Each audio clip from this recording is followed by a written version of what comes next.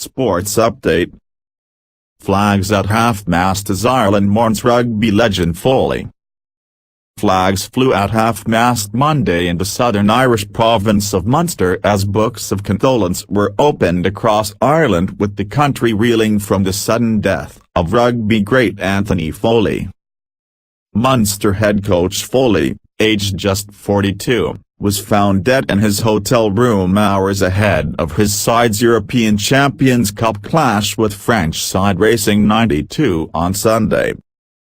Irish Taoiseach, Prime Minister, Enda Kenny was among those to pay tribute to Foley, who enjoyed an illustrious career as a player which saw him win 62 Ireland caps as a robust back-row forward. Anthony was a legendary figure in Munster and Irish rugby. "It is tragic to lose such a fantastic man at such a young age," Kenny said. That warm tribute to a man who also captained Munster to the 2006 European Cup title and epitomised Munster's battle cry "Stand up and fight," was typical of the outpouring of grief for the father of two. One of Foley's fellow former Munster legends, Ronan O'Gara, who ironically is now a coach at Racing 92, described himself as heartbroken. O'Gara, who with Foley won the European Cup and a Celtic League with Munster and a Triple Crown with Ireland in 2004, added, "We have lost an incredible man. Monsieur Munster dash." O'Gara's Racing head coach Laurent Labrick paid Foley one of the greatest compliments one could in saying he was to Munster what the sublime fullback Serge Blanco had been in his day to Biarritz. "It was not just in Munster and Irish rugby that Anthony Foley is respected," said Labrick. "It is a terrible shock. He is respected in France for his performances for Munster and Ireland.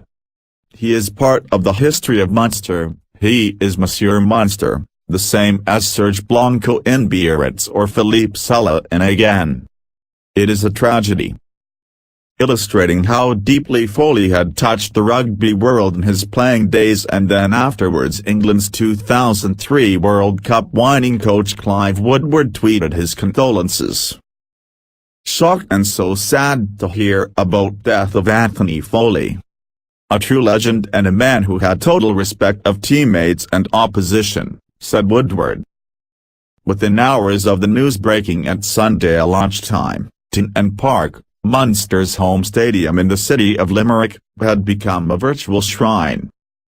The gates are covered with scarves, jerseys, flowers and other mementos as supporters who pride themselves on their public stoicism wept openly.